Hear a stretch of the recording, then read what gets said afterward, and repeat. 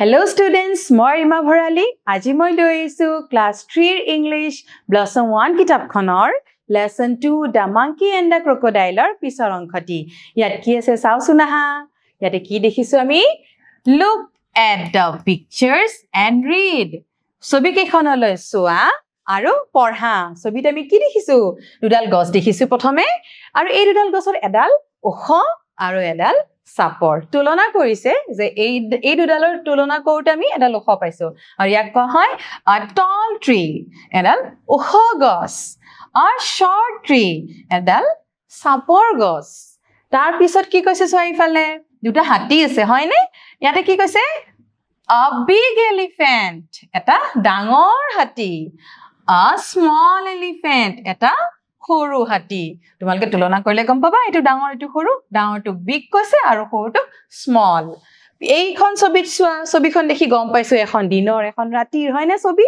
কাৰণ দিনত সূৰ্যটো ওলাইছে আৰু ৰাতি জুনবাই আৰু তৰা আমি দেখিবলৈ পাওঁ হয়নে ৰাতিৰ আকাশত এতিয়া ইয়াক কি লিখিছে a day sky এটা দিনৰ আকাশ এইখনৰ কথা কৈছে a night sky এখন ৰাতিৰ আকাশ এইখন ছবিৰ কথা কৈছে হয়নে তাৰ পিছত ছোৱালী দুজনী আছে এজনী ছোৱালী হাঁহি আছে একদম এনেকে হাত দুখন মিলি আৰু এজনী ছোৱালী কান্দা মানে ইয়াতে কি লিখিছে a happy face happy মানে আনন্দত থকা মুখ আৰু কি কৈছে a sad face এখন দুখত থকা মুখ দুখত থাকিলে মানুহে কি কৰে হাঁহে জানো না হাঁহে সেই ছোৱালীজনীৰ দৰে মুখখন চকু পানী ওলাই কান্দে হয় না দুখত আৰু হ্যাপি হলে হাঁহি থাকে হয়নে a happy face এইটো a sad face দুখত থকা মুখ এইখন তোমালে কিতাপত চাবাছা তাৰ পিছত কি আছে চোৱা দুখন কিতাপ আছে এখন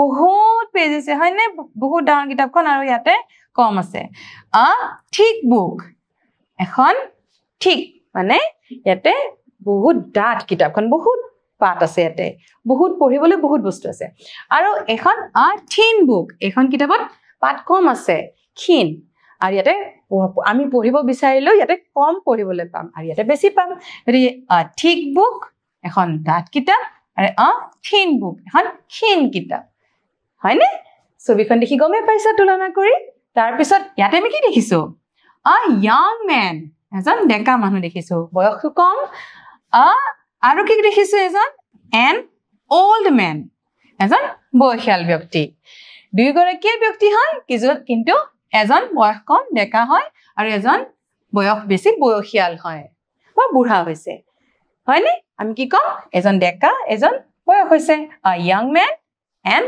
old man তোমালকে ছবিখন দেখি বুজি পাইছা তাৰ পিছত কি কৈছে চাও আহা now এতিয়া write down at least 4 sentences with some of these opposite words in your notebook যে এই যে আমি opposite word বা বিপৰীত শব্দবোৰ পালো ইয়াৰে at least মানে কমেও 4টা শব্দৰ তোমালোকক বাক্য লিখিবলৈ কৈছে এতিয়া মই দুটামান লিখিবলৈ চাম তোমালোকেও যত্ন কৰিবাচোন ইয়াতে আছে ধৰা big টো আমি লিখিব পাৰো এটা বাক্য she has a big house ঘৰ তাইৰ এটা ডাঙৰ ঘৰ আছে আৰু কি লিখিব পাৰো যদি মই আৰু বেলেগ এটা শব্দ লওঁ মই যদি নাইট শব্দটো ৰাতিৰ শব্দটো লওঁ ছবিখন ৰাতিৰ হয় এটো লিখিব পাৰো this picture shows a night sky যে ছবিখনে ৰাতিৰ দেখুৱাইছে আৰু কি লিখিব পাৰো আৰু যদি মই এটা শব্দ লওঁ old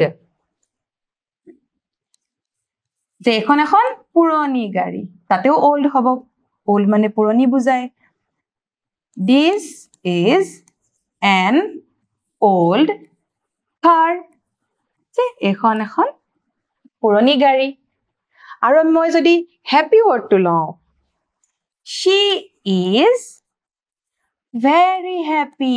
তাই বহুত আনন্দত আছে. She is very happy. এইদৰে মই কি লিখিলো? Big. তাৰপিছত night. Old. Happy. মই কেটা চাৰিটা লিখিলো. তোমালোকেও লিখিবলৈ চেষ্টা কৰিবা. প্ৰশ্নত কমেও চাৰিটা কৈছে. আৰু যদি পাৰা আৰু লিখিব পাৰিবা. মই আগবাঢ়িছো. ইয়াতে কি কৈছে? Draw the following objects in the boxes. তোমালোকৰ কিতাপত এনেকৈ boxes বা বাকচ দিয়া আছে আৰু ইয়াতে যি লিখি দিছে হেতু তোমালোকলৈ আঁকিবলৈ দিছে. প্ৰথমে কৈছে a long pencil. long মানে দীঘল. এডাল দীঘল পেন্সিল আঁকিবলৈ দিছে. ইয়াতে আঁকিব লাগিব. আৰু a short pencil. এডাল short মানে ছুটি. পেন্সিল ইয়াতে আঁকিব লাগিব. তোমালোকেতো আঁকি ভাল পোৱা নহয়? এইদৰে আঁকি দিবা. ইয়াতে কি দেখিছো? A long pencil. আৰু ইয়াতে কি দেখিছো? A short pencil. এইদৰে আঁকি দিবা. তাৰ পিছত চোৱা. A night sky. এখন ৰাতিৰ আকাশ. নাইট মানে ৰাতি. ইয়াতে ৰাতিৰ আকাশ আঁকিব লাগিব. A day sky. এখন দিনৰ আকাশ. ইয়াতে দিনৰ আকাশ আঁকিব লাগিব. তোমালোকৰ কিতাপত আছে ঠাইখিনি. আৰু কিদৰে আঁকিবা? মই কেখন ছবি দিছো. তোমালোকে নিজৰ মতে আঁকিবা. মাত্ৰ লক্ষ্য ৰাখিবা যেতিয়া ৰাতিৰ আকাশ হয় তেতিয়া কি থাকিব? তৰা থাকিব, জোনবাই থাকিব আৰু আন্ধাৰ হৈ থাকিব, হয়নে? আৰু যেতিয়া ডে স্কাই আঁকিবা, সূৰ্য থাকিব, পোহৰ থাকিব. তোমালোকে ছবিটো আঁকোতে এইকেইটা কথা লক্ষ্য ৰাখিবা. ঠিক আছে? আজিলৈ এৰিছো. ধন্যবাদ.